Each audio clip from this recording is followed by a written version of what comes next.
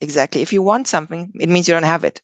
So you have to get to the feeling of already having it to really embody it, because a want is always coming from scarcity, right? It means that you are literally coming from scarcity because you don't have what you want. Intuitive Leadership Mastery, the podcast for entrepreneurs and leaders like you who want to double profits and half stress by improving your business intuition. Learn how with your host, Michaela Light.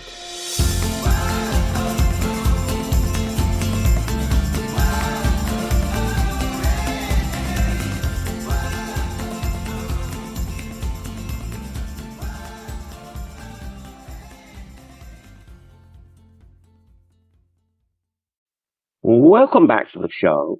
I'm here with Diana, and it's Grobelny. You better pronounce it correctly because I think I just screwed it up. Grobelny. Grobelny. And we're going to be talking about an experience she had. She had no clients in her sales pipeline and what she did about that. And it wasn't panic. It was another reaction. So we're going to talk about how she harnessed her abundance and went beyond scarcity in her sales. Welcome, Diana. Thank you so much for having me. You're welcome. So if you don't know her, she is a virtual operations consultant. I think that's how you say it, online business manager. She also is an expert at ClickUp, in case any of you listening have ClickUp complications. And she worked for over a decade at Levi, who make those jeans, European headquarters. So has a lot of corporate knowledge too. And she loves helping out remote teams get more organized and optimize their processes, collaborate better, track performance, hopefully have great performance. Yeah. So, and Diana's originally from Germany, but she's lived in a lot of countries, and she's currently living in Bali. So how beautiful. Yeah. So we were chatting about what happened to you. I think it was this summer, right? Mm-hmm. This year. And you said that you didn't have any, clients lined up for, I think, 3 months, which could be quite exciting for some people listening if they're like, well, I don't have any clients. What were your initial reactions when you noticed that, and what strategy did you think of? I mean, first of all, it was kind of intentional to take a break. So it was the plan for me to take a summer break. I had a lot of work. You had that intention before at the beginning of the year or something? It wasn't like suddenly you ran out of clients. No. So beginning of the year, I had a lot of clients. I had a lot of work, and I've never had a break in my life. So I noticed that a lot of my projects were ending around April, May this year. And also one of my long-term clients, because I have long-term clients, I have shorter projects. But yeah, so I was like, okay, April, May, most of my projects are finishing. So should I take a break? Because I had just arrived in Bali. There's a very different energy here. There's a lot of topics I'm interested in and also want to learn about. And I thought, why not take maybe a few months off? So of course, there's always the thought, but what if someone asks me, will I still say no or will I say yes? But actually, I did say no to people because I was like, no, I really want to take this break and something will come once I'm ready.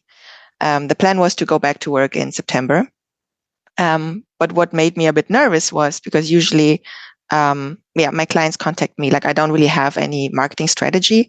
It's always people contacting me. And what I noticed this summer was it wasn't happening. No one was contacting me. And I was like, that's weird. Even though I wasn't looking for clients, even though I didn't want clients, I still noticed it.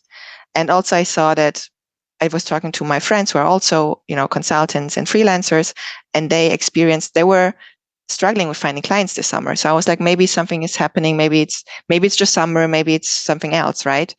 But I still trusted that, once I'm ready, something will come. So I was not really nervous. In the beginning, I became a little bit more nervous towards the end of it. But yeah, it all turned out well, because as soon as I was ready again in September, a wonderful new client showed up. And yeah. So how, you've been in business for several years yourself, Yeah. and you worked in corporate areas for a long time before that. How would your younger self have dealt with this kind of situation, like no clients coming in? Because you sound very calm about it. Obviously, Yes. A few years ago, I would not have been calm about it at all. And this is why I never had a break in my life, is because I never allowed myself to have a break. Because I graduated from high school, I went straight into university, and I started my first job before I even graduated, because I was always like, I need to have something, right? I can't be without. And even like when I decided to leave corporate and do something on my own, I was wondering, how will I find clients? Like this was always my biggest question, my biggest fear. And I think it's for most people who are doing this shift. But yeah, so I just decided for myself as a rule that if it flows, if it's easy, it's meant to be, right? So I knew that if I'm supposed to do this, clients will come. And if one relationship with a client ends, it means that something else will open up.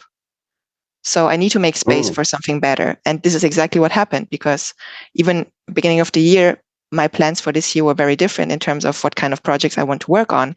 Now it has changed. And now I've had a lot of very interesting opportunities coming up to me that I never would have considered a few months ago. So if I would have stayed in this mindset of I need to be full with clients, I wouldn't have even have time to have these conversations. So would you describe your previous behavior as that kind of entrepreneurial hustle mindset? You always have to be working hard and, Yes, following every opportunity and say yes to every prospect, even if they're not a fit. Yeah, for sure. For sure. I mean, this is, because I was scared of it, right? Like it is a big jump, and I'm coming from corporate, I never had to look for clients. So in the beginning, for sure, I was like, okay, if something comes up, I can't say no. I can't afford to say no, which has definitely changed.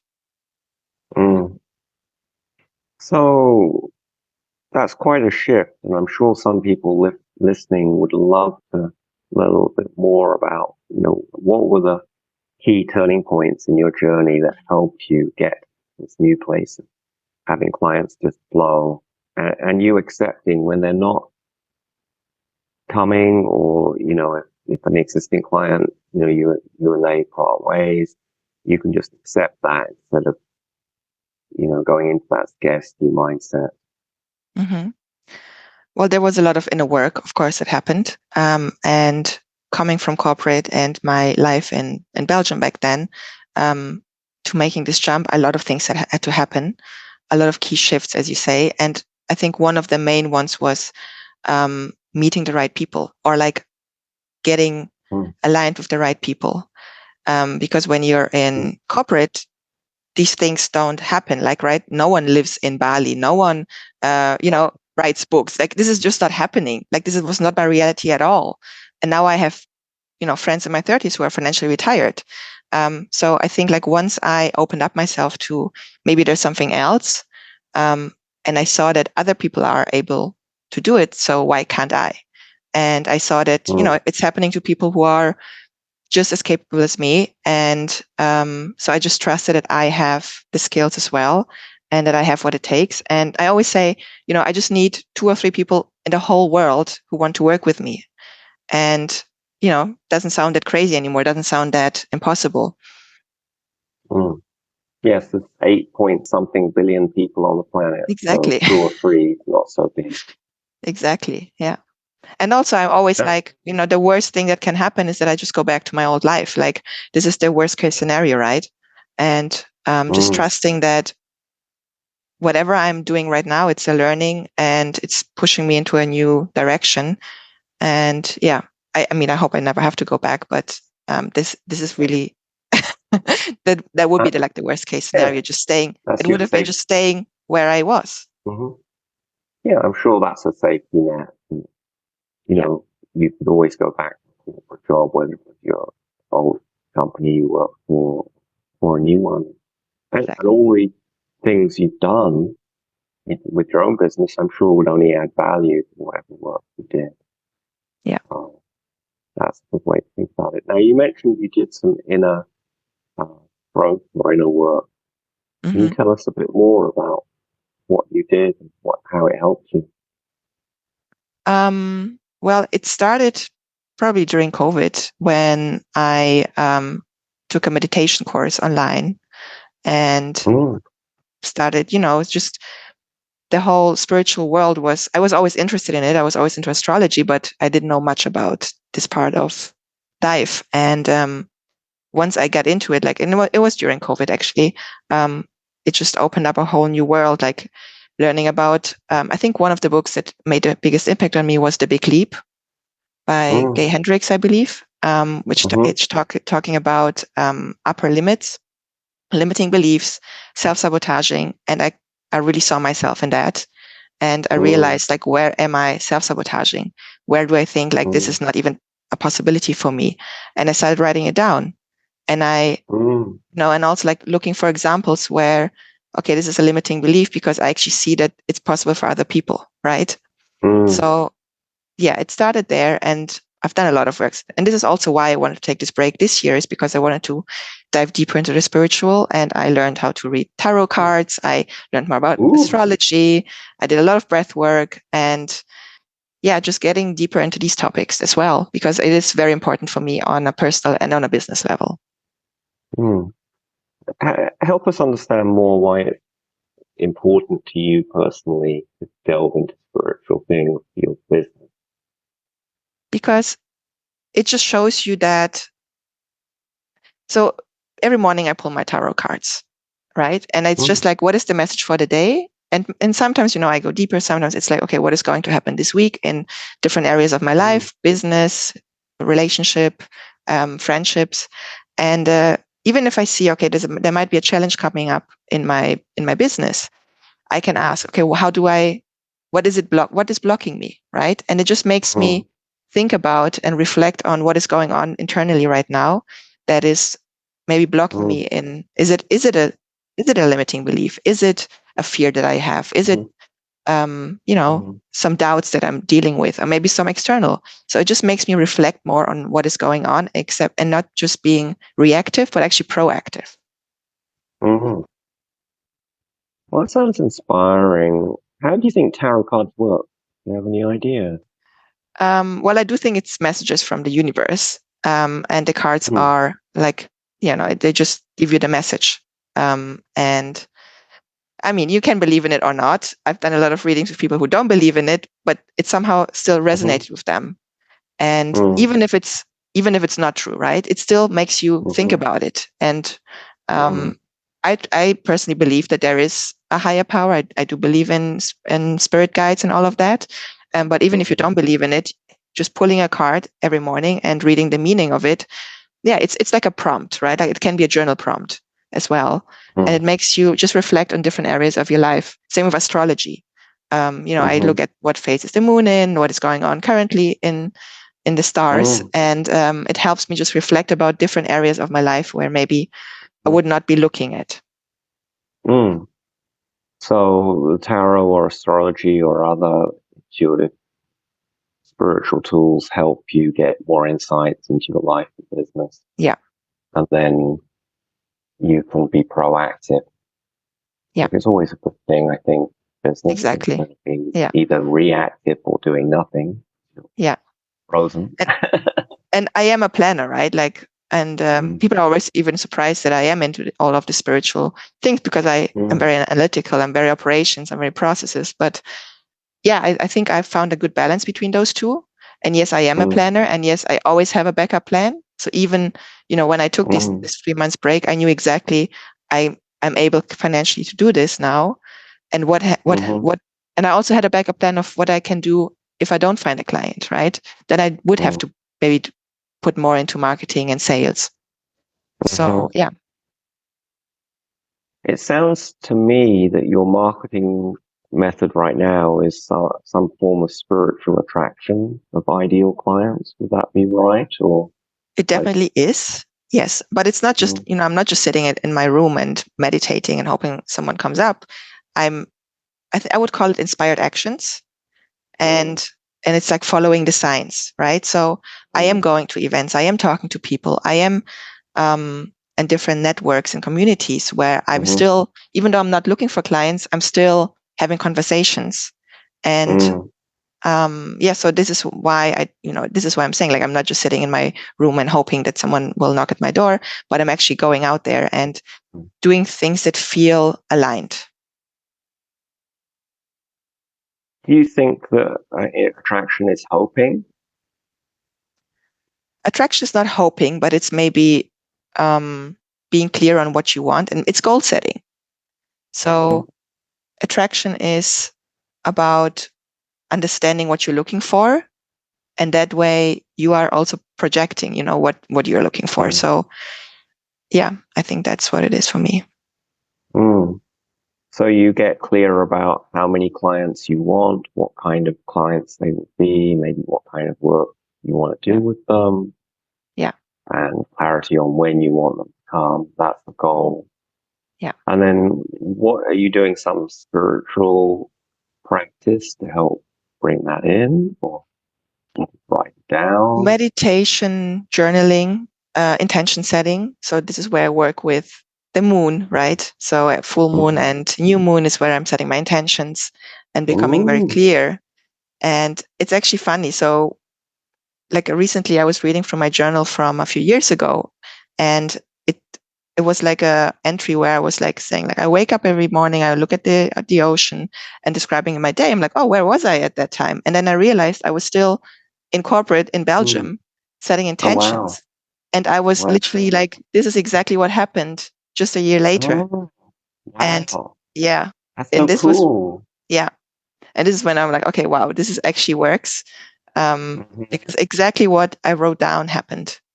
And this is my life now. And I never would have imagined it was possible. Wow. What a miracle. Yeah. We are all powerful manifesting beings, I believe. Yeah. And everyone on the planet is capable of doing this. Obviously, depending on circumstances, it might take more inspired actions and more meditation, depending on where you're starting from. Yeah.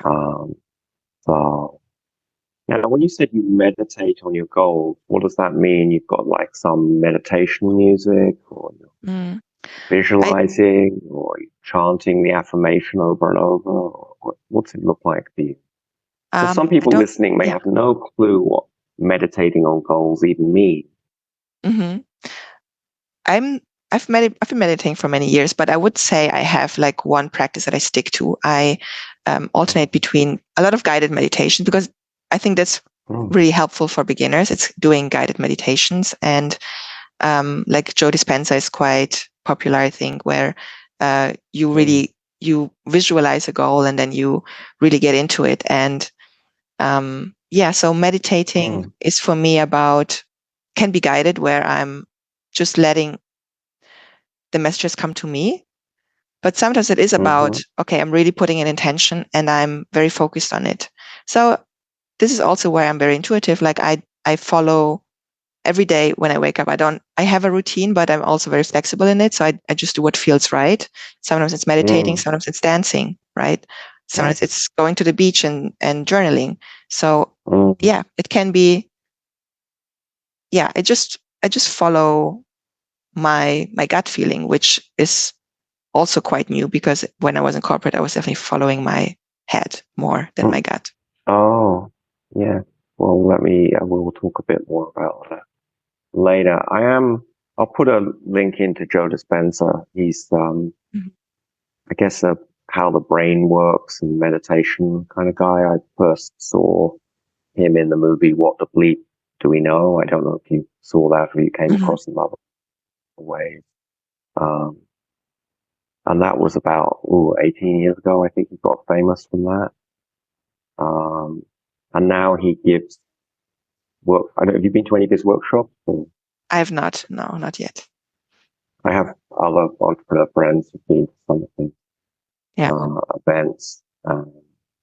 Can be very powerful, I understand. I've listened to some of his guided meditations. And certainly, if it resonates with anyone listening, go check it out. He's also written several books as well on not so much on meditation, more on spirituality and healing your body, the topics. Now, I do want to dig a little bit more into, you said a phrase, you do a Joe Dispenza meditation where you visualize your goal and get into the goal. Well, what do you mean? Can you just explain more what you mean by visualize your goal and getting into what it means? So this is what I think manifesting is all about, is getting into the feeling of already having what you want, right? And because wanting creates, how to say, a distance to your goal. If you want something, you don't have it. So you need to have the feeling of already having it. I'm just going to interrupt you there. Yeah. Say that again, because that sounded very important. Many people have goals that they want, and you just said wanting is not where you want to be. Exactly. If you want something, it means you don't have it. So you have to get to the feeling of already having it to really embody it, because a want is always coming from scarcity, right? It means that you are literally coming from scarcity because you don't have what you want.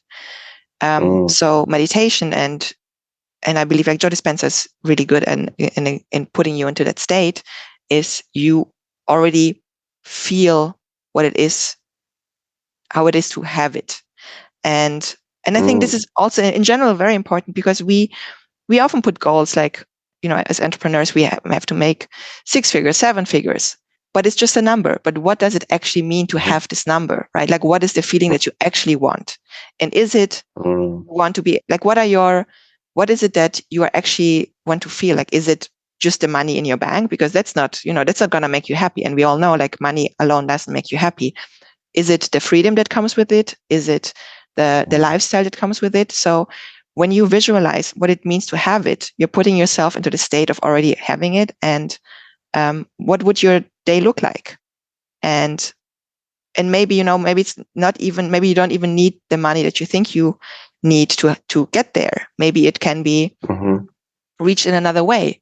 And abundance, and this is what I'm still working on. Abundance also for me doesn't only mean having clients, right? Abundance can come in many forms, and money can come in many forms. So I don't want to get too stuck on a number, but more about how does it make me feel? That is a very interesting point. Yeah, go ahead.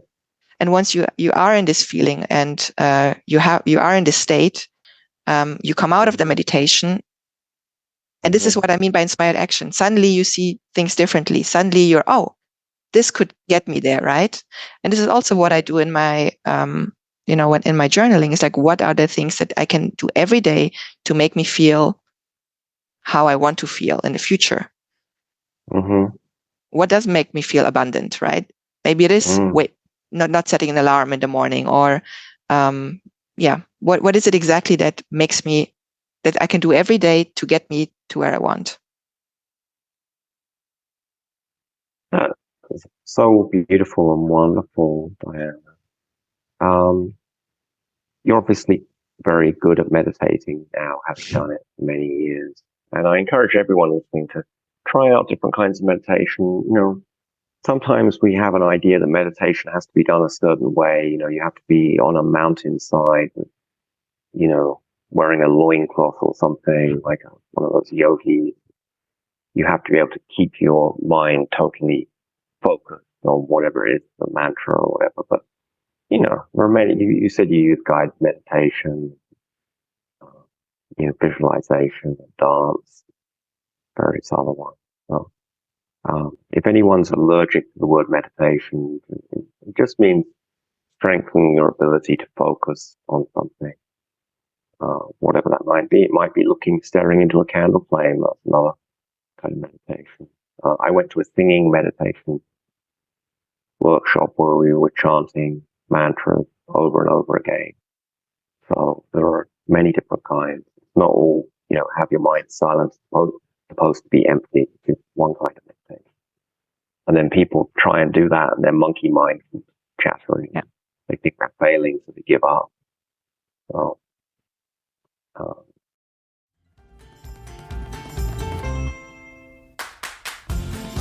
You're listening to the Intuitive Leadership Mastery Podcast. Get detailed show notes on today's episode together with your free What Would It Take Business Intuition Guide at intuitiveleadershipmastery.com.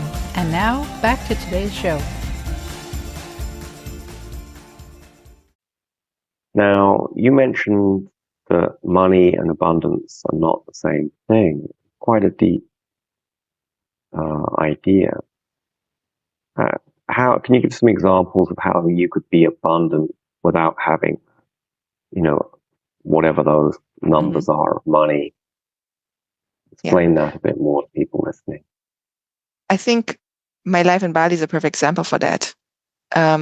Because the money that I'm spending here on an abundant lifestyle would mean very different things in Europe, right? So, living in a villa with staff and a pool, this is not possible in Europe. But in Bali, it is very possible. It's possible in Europe. It is possible in Europe. No, it is possible, of course, but it's not. More. Yeah, it would cost a lot more. Exactly. Like it's not as accessible, I would say. Whereas here, you don't need that much money to have this life. So I can have a very abundant lifestyle without spending a ton of money. And this is exactly what it means for me. It's like, what is actually important to me? Like, what do I want to be able to achieve? Is it a penthouse in New York, or, can it be in Bangkok? Because it's very different, right? Like the cost is very different. Yes, we have a mutual friend, Jesse Schoenberg, who was interviewed on TV about this, where he said he had a wonderful lifestyle in Bangkok. And, I'll dig this article up and put it in the show notes. But basically, he was able to live as though he was a multi-millionaire in Bangkok without having to have multiple millions. I mean, he's a wealthy guy too. The lifestyle he can have there on less money is amazing. Now, I just want to take that idea a bit further. You're still talking about earning money and spending money to achieve it, or using geo-arbitrage to, be able to have the money go further. What about if someone gifted you the villa, or you were house sitting, or there was some other way to get the result you want without necessarily, but there's nothing wrong with money. Money's just energy. But that's have you experienced that at all? That things just show up. And, Yeah, for sure. Like sometimes I meet people and they invite me to things, and then I'm like, this is, I didn't spend the money to be here, but it's a wonderful experience. Like I'm on a boat, or it's exactly that. Like you can be gifted, or you can have an opportunity to not link money or abundance to hard work. And I think this is for sure still a challenge for me, because I am a hard worker, and even if I'm talking now about attracting and setting intentions, I'm still working hard. And but this is exactly like the shift that we all need to understand. When you say you're working hard, you mean doing the tasks in your this online business manager business, or do you mean working hard at the meditating and dancing? No. I mean actually the business. Exactly. Yeah. Like the work I'm doing for my clients, right? Like I am still a hard worker, and it's not all just luck and chance that I am where I am, but I've done the work, and also like in corporate, like I've acquired the skills needed and the knowledge. So but it doesn't have to be hard work equals abundance, for sure. No. So it sounds like you're still working on separating out hard work from having the abundant lifestyle. Yeah. I'm curious if you ever read the 80-20 book by Robert Koch.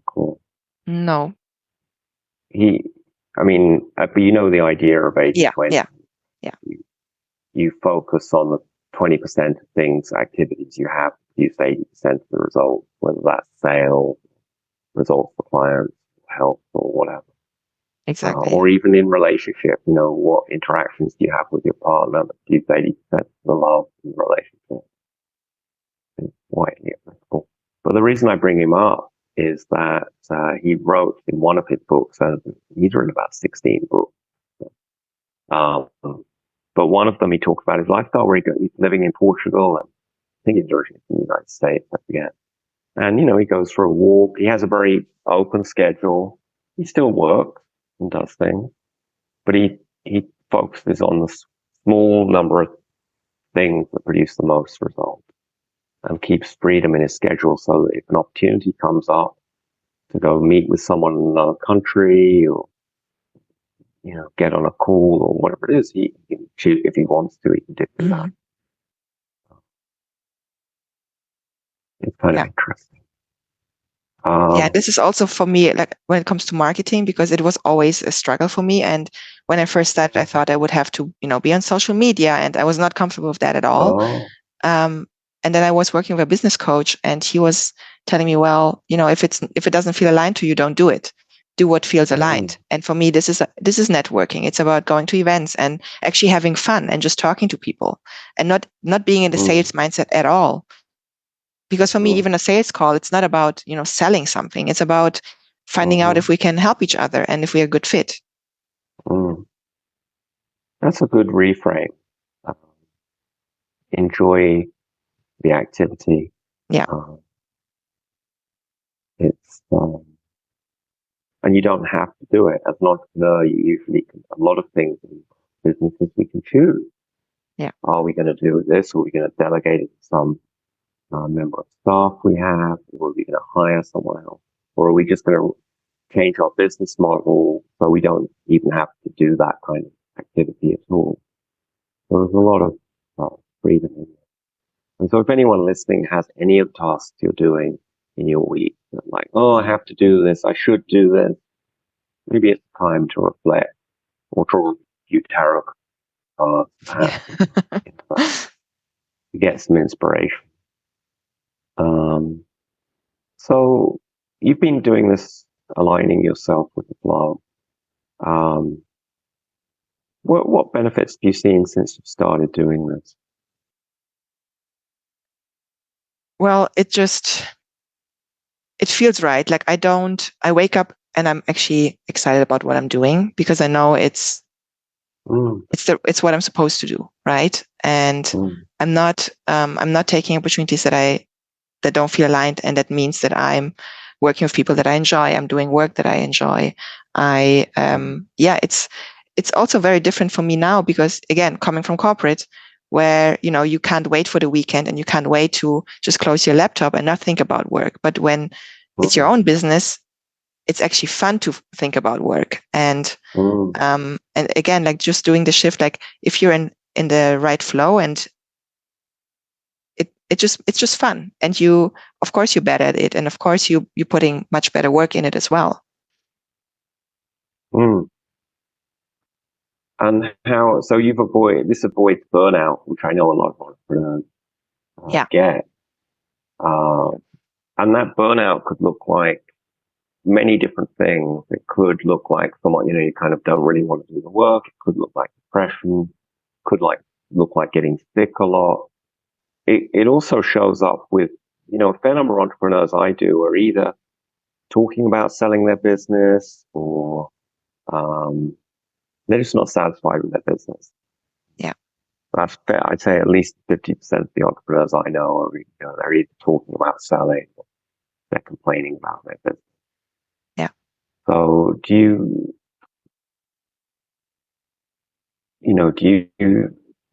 think that shifts for you when you're in the flow? 100%. I truly believe that burnout is when you're doing something that you don't enjoy doing, or that doesn't feel right. It's not about how many hours you work at all. You can get burnout just doing, not working that much, but you're doing something that just, you don't want to do it. Like you wake up every morning dreading it. That will put you in burnout. And I was in a situation in my corporate job where I just, I couldn't, I knew I didn't want to do this anymore. And this was, and then I did a shift internally and it worked out much better. But also now it's not about, and then when I, started my own business and I was working weekends and I was working all night to, start my website, and it was fun. And I was in the morning excited to wake up and just on a Sunday morning, just sit there and work. no way I would have burned out, because I was so excited to do it. And it just felt so right that I didn't even want to sleep because I had so many ideas. Wow. How's this affected your health? I'm much healthier. I never get sick anymore. Knock on wood. But really, yeah, in the last 3 years, maybe a cold here and there. But whereas before, you always have like, I always got like some sickness, or like, had a lot of colds. But now I feel like my immune system is much stronger. Bless you. That's me. Yeah. I don't know. My health is much better for sure. I have much more energy also. And this is what my new lifestyle has allowed me to do, is I don't have to stick to someone else's schedule. Like, I eat when I'm hungry and not when it's lunchtime, right? I exercise when it's right for me. And this is for me around, between 9 and 12 a.m., 9 a.m. and 12 p.m. And I don't have to wait until after work. So just, again, like just doing what feels right for my body. My health is so much better. I think by going with this, aligning with the flow and doing things you enjoy and doing inspired action, it avoids a lot of stress, I guess. Yeah. Do you feel stressed with what you have? No, I still experience stress, of course, because you still have like stressful client projects. You have deadlines to meet, but again, like it can also be positive stress, right? Like, stress is not always negative. It's just maybe a high pressure moment. What do they call that? Stress is positive. There's a word for it. Yeah. Yeah, I think they call it eustress. Yeah, but it's, it's also, some people just need deadlines to get things done. Like, I'm not like I'm not like that. Like, I like to be prepared. Yeah. But if I have a deadline, it just definitely puts me more into stress. And like when we have a launch with a client, or something's going wrong. But still, like, I do experience stress, but I also know it's a phase and I will get over it. And and there's always a question, like, how can we avoid it next time? That's a good point, because you can't expect everything to go, quotes, right. Tell us a bit more about how you deal with things at work when they don't go the way you originally wanted them to be, because that's a reflection of how you dealt with not having clients, right? It wasn't. Yeah, exactly. I mean, at one level, you set the intention not to have clients, so you take a break. But at another level, you're like, well, I'm going to have clients every month. Why have they stopped calling me? Yeah. I think it's my personality trait that when there's a moment of crisis, I get very calm and I don't freak out. I'm the person who like takes a step back and is like, okay, what actually happened? And this has saved me in many situations at work when everyone else was like, oh my God, everything's broken. I'm like, no, what actually happened? And then we realize, actually, it's not that bad. We can fix it. And like, I'm a good problem solver, I would say. And I'm good at like finding the mistake that led to it. Like, it can be in an Excel sheet, a formula that broke, or something in a process that is broken.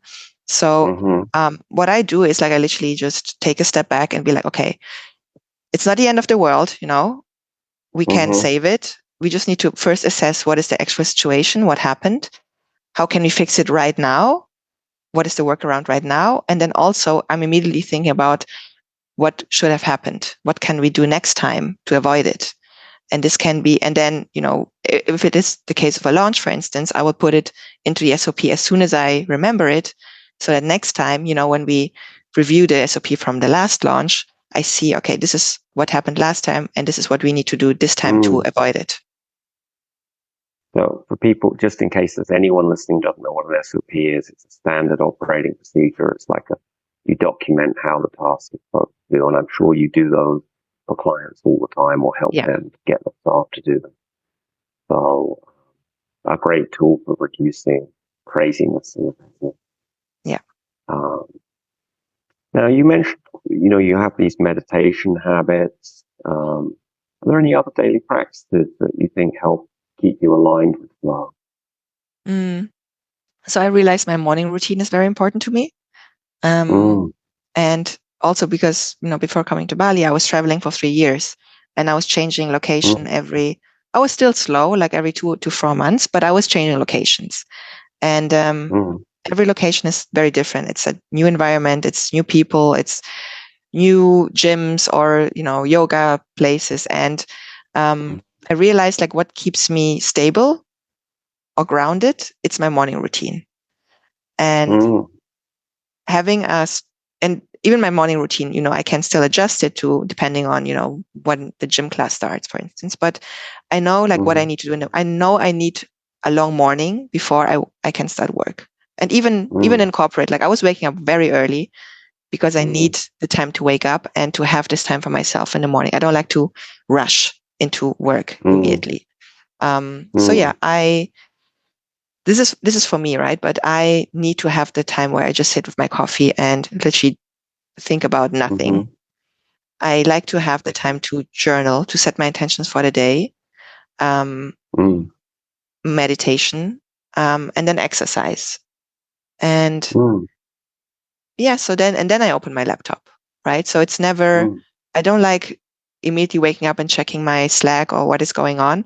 Of course, like if I know it's again, like we're having a launch, I need to check, I do it. But in general, like I need to have my slow mornings. And this is also why this time zone works great for me, because I have clients now in Europe and Middle East where, I have the time in the morning for myself.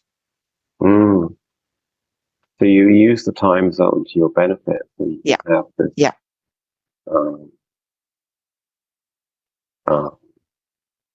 way of working. And you mentioned the location. You said you used to travel a bit. Have you stopped traveling? Is that what you were implying there? You're not doing the changing locations every few months? Yeah, I mean, for now I've stopped. I'm not saying I stop forever, but for now I found a base here, and I'm still taking trips, of course. Like I went to Thailand, I spent also a month in Thailand, and I still want to do that.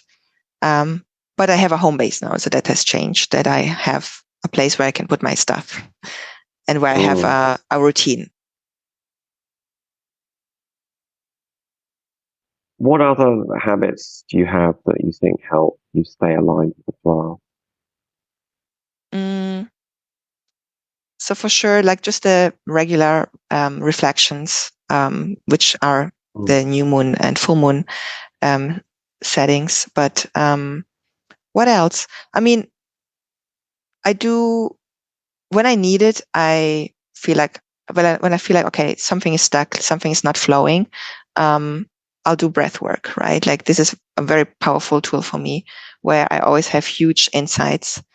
So yeah, before Bali, I was in Kopangan, and I did like very strong breath work sessions there that really released a lot of blocks. That's wonderful. So for people who haven't done or know what breath work is, what does that mean? Just breathe in and out? Yeah, I think this is the most accessible tool for people who are not into the spirituality, because it's really just breathing. You're just lying there and you breathe in a circular movement. So breathe in, breathe out. You do it for like, it can be 50 minutes, and it's guided. Like there's someone like overseeing it, but there's not much else going on. You just breathe. And for some reason, it really releases a lot of blocks, a lot of emotions. You might start crying and you don't even know why, but you have this release. And then afterwards, there's always the part of integration where then the insights come, and then like, oh, this is why I cried, or this is what shifted for me. So it's really just breathing. Yeah. But I like to do it in a guided environment. Maybe it's the energy of the other people. I'm sure you can also do it at home, but yeah, this is what I prefer. No, it makes sense. I mean, I've heard it called holotropic breath work. If people are trying to, curious and they want to try it where they are, you could search for breath work, holotropic breath work. Wim Hof is somewhat analogous, so he kind of throws ice baths into it as well. But the breathing part of it is pretty similar. Pranayama is another name for this. That's a yogic kind of thing where you breathe different ways. And I'll just say that some people who do vigorous exercise, whether it's sport or running, swimming, those can be quite meditative. And if you're running for, some period of time, you are going to be breathing deeper.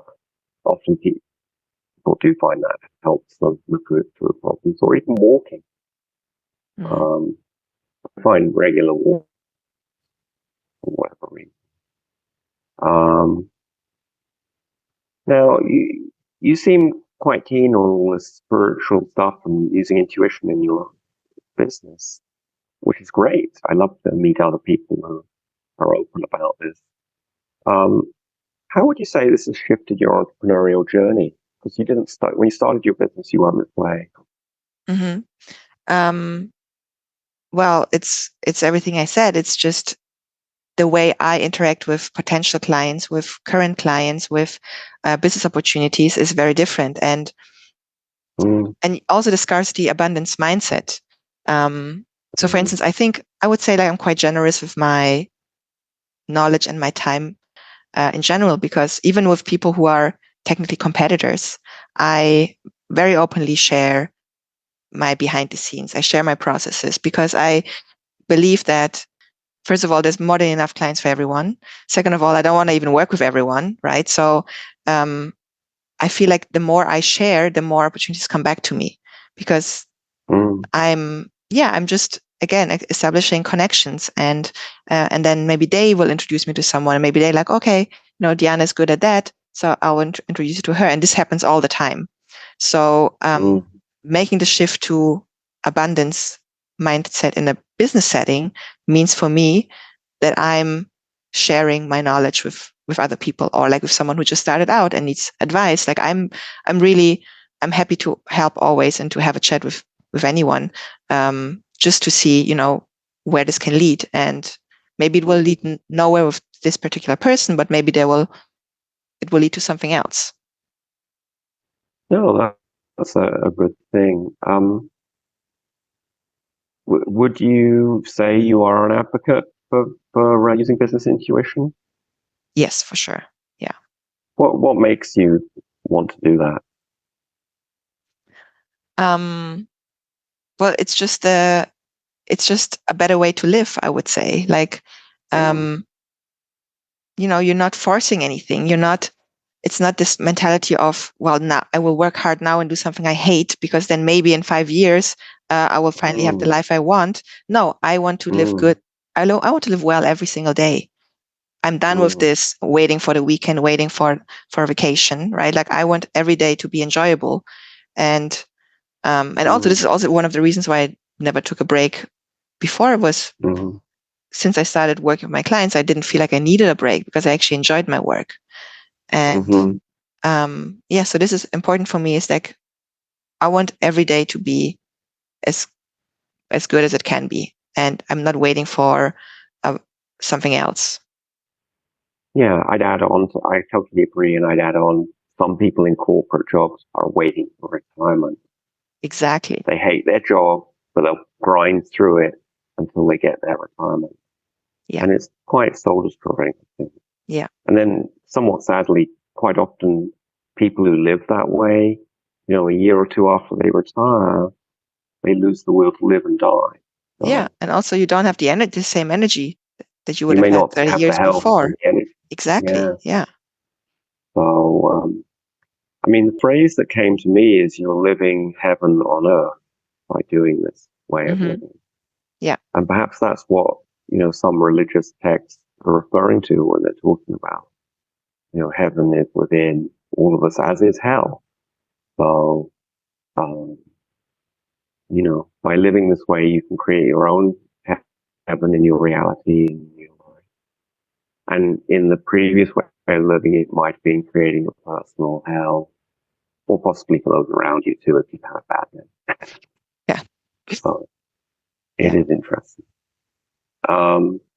So, I certainly want to spread this message of, connect with your spiritual self, openly use your intuition in business. What would it take for entrepreneurs to more openly embrace their business intuition and use it this year?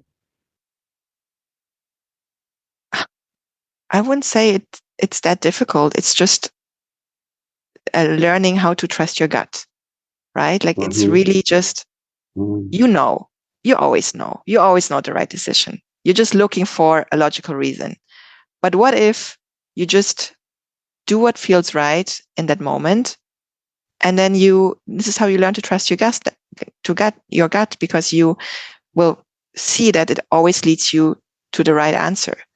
And yeah, I think we are still like, we're always trying to be in our head, and I'm the same, right? Like I am still a head person, and I'm still trying to justify my gut feeling. And this is even, when you hire someone, I think we talked about this before. I'm very intuitive when I'm hiring people.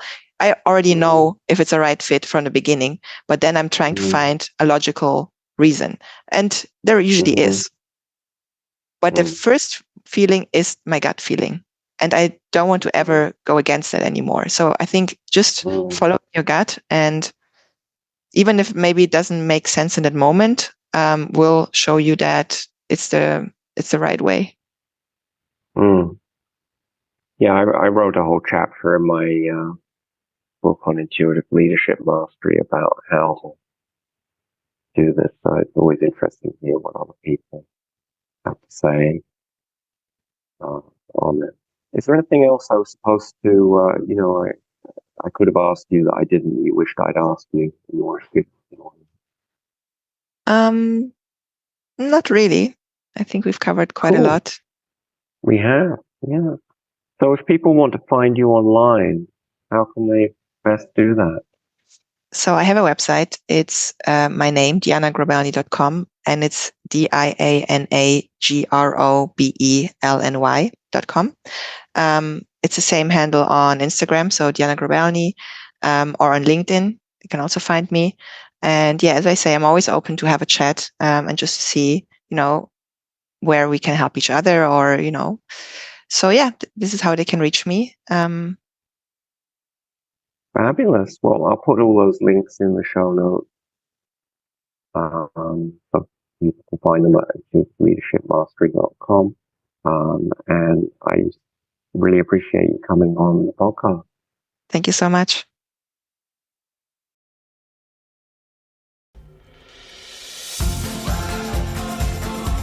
Get detailed show notes on today's episode together with your free What Would It Take Business Intuition Guide at intuitiveleadershipmastery.com.